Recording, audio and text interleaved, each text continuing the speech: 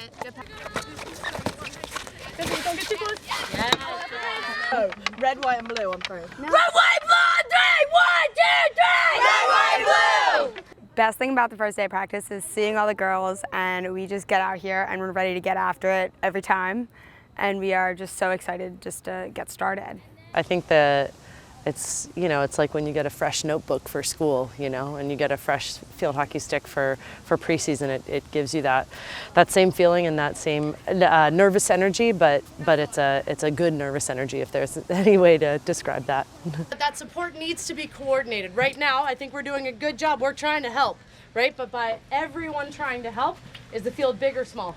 Small, right? We're making a 50 by 60 space into almost like a 10 by 10 space. We had a great spring, a spring where the team really dove into what their values, their beliefs, and their hopes are together as a group. And I think that fed into a summer of good individual training, and one that when the fall season rolls around only gives you more confidence heading into an exciting and very home-heavy season. I think we just have this grit, this want, this need to get some wins underneath our belt this year. And I think this past spring we had a shift in attitude into wanting to attack every single game and every single training.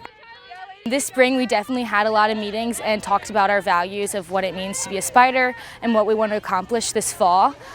So since we spent a lot of time doing that, we really want to implement that this fall, and we're definitely very motivated to make it all the way this year. It's always important on a team to have that rising experience, and I think those players that you just mentioned, as well as other sophomores and juniors, they were given great opportunities last year in the fall and the spring to kind of show their abilities and make their way into the lineup that now I think they haven't made their way. They've now solidified their spot, which I think is awesome to have just continue that growth through the classes and through the years.